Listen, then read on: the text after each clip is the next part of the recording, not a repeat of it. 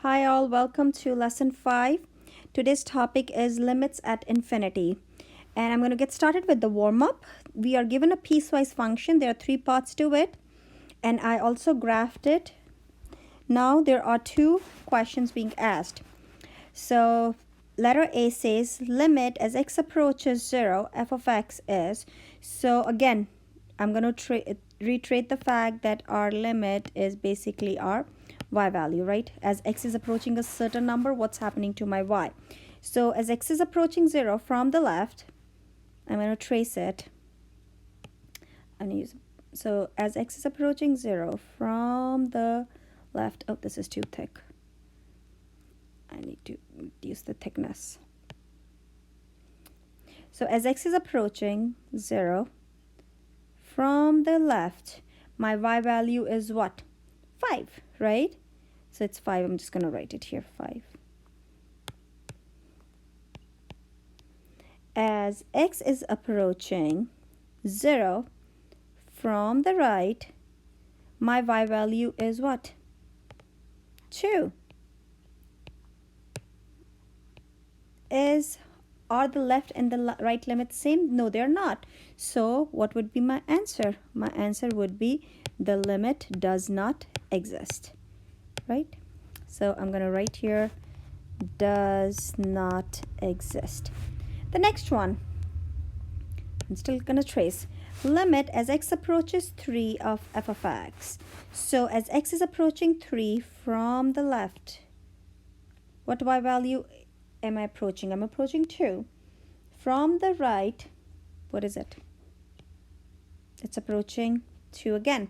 So the limit does exist. They're both same. So it is 2. Limits at infinity. So I want you to, before you get started with this, I want you to go back and look at my video for the notes of this lesson. I made a separate video for them, and please make sure you copy those notes and have them handy in front of you because they will help you with this lesson. So let's get started. I'm just going to get started here. If y is equal to L is a horizontal asymptote. Remember, asymptotes are lines that a graph gets very, very close to but never touches. So if y equals L is a horizontal asymptote of f of x, then limit as x approaches positive or negative infinity of f of x, it's going to be L. So it's going to be your horizontal asymptote. You should be very thorough with knowing how to find a horizontal asymptotes. I gave you all the 3 scenarios in that video, so please make sure you do look at it. Okay, so I'm going to get started with example 1a. It says what happens to an expression as it approaches infinity. So I'm just going to zoom in and I'm going to start with this. I have been trying to fill out many things. You can always pause, copy it down so that the video is not too long.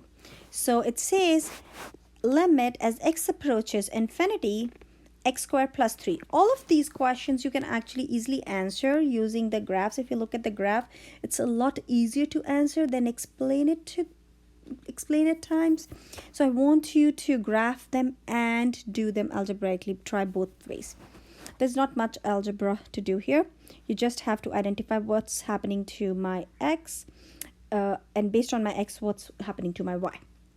So as x is approaching infinity. So as x is approaching infinity, it means it's approaching positive infinity. So it's in this direction, right? We do agree? What's happening to your y values? Isn't your y increasing? Y is also approaching what? Infinity. So your answer here would be just infinity. I can conclude here, it's a polynomial function, right? Any polynomial function, if limit x approaches positive or negative infinity, the answer will be always either positive infinity or negative infinity. So part B. So for this question, I separated it using my properties of limits. You can choose to skip this step. I did it so we understand it better. Okay, so for the first part here, what is the limit of this thing? It is a constant. Look here, it's just 2. So limit of any constant is just that number. Okay, how do we find the limit of the second part? We use our placeholder method. So if we look at the degree in the denominator is degree 1. In the numerator, we need to add a placeholder of degree 1. Now we work with the coefficients. Our limit are the coefficients of the, so this would be 0 over 1, which is 2 plus 0, which is 2. So for the limit is 2 for this question. Part C. So for this question, again, it's a rational expression, so I am going to start with making the degree of the numerator and the denominator the same. The degree in the numerator is degree 3. In the denominator, I am going to add a placeholder, right? And our limit is basically the coefficients of our leading term. So 1 over 0 is what? Undefined, which means it does not exist. So it means our limit is going to be either positive infinity or negative infinity. If it is that case, then you need more help. You look at your graph. Look at the graph to determine whether it's going to be positive infinity or negative infinity. So since limit x is approaching positive infinity, let's see what's happening to my y. Positive infinity is to the right. So as my x values are increasing, what's happening to my y values? They're increasing too, and they are approaching positive infinity. So my answer to this question would be positive infinity. Example 2, find part A, limit as x approaches negative infinity of this expression. So first thing, we are using the placeholder method for all these questions. I keep saying that. I need to compare the degrees of the numerator and the denominator.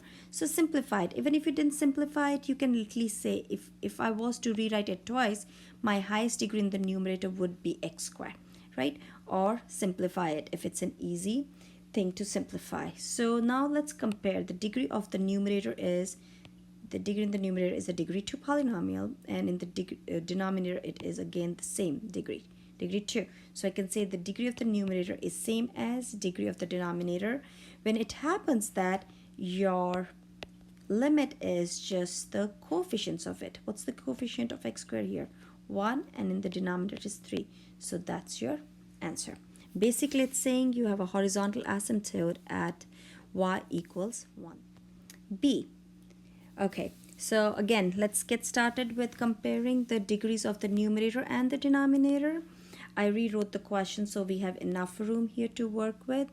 So the degree of the numerator is a degree 1, and in the denominator it's degree 2. So basically I can say the degree of the numerator is less than degree of the denominator. So when it happens that, I'm just going to add a placeholder in the numerator. So what is 0 over 1? Well, let's work with the coefficient. 0 over 1 is what? 0. So your limit will be 0, right? I would just want to circle this actually so that you understand where it's coming from. It's the same idea for all 3 different kinds. Part C. Limit as x approaches infinity of this expression. Again, it's a rational expression. We're going to start with making the degrees of the numerator and the denominator same. So in the numerator, my highest degree is degree 3.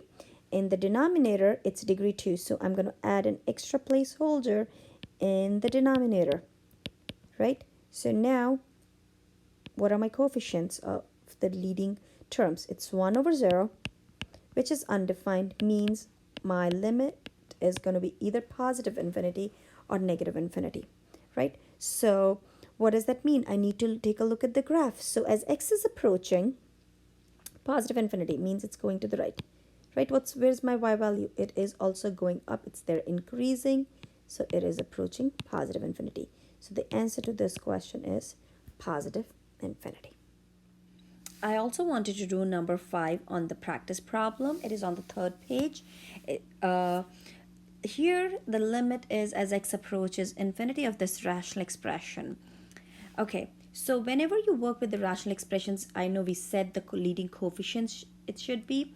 So here many people get confused that, oh my god, the 2's cancel out, it's 2 over 2 and it's 1. No, it won't be right, because this is not in standard form. You want to write your x terms first. So I'm going to rewrite it in standard form or descending order. So it'll be x plus 2 over negative x plus 2. right? And now do the leading coefficients. So what is it? In the numerator, it's the same degree, so it's going to be 1 over negative 1, which is negative 1.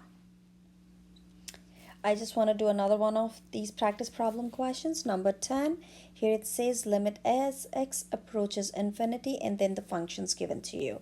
I separated them using my properties of limits, which we did in lesson 3, I think. So let's tackle them individually. So for the first one, it's a rational expression. So first you want to start by looking at, is the numerator and the denominator have the same degree? If not, then you add the placeholder. They both have the same degree.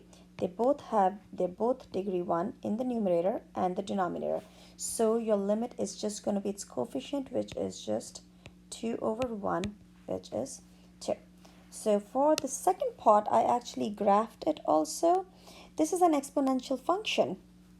So think about it. I'm going to talk about here as I'm graphing. As x is approaching to infinity, so as my x values are going in this direction, what's happening to my y values?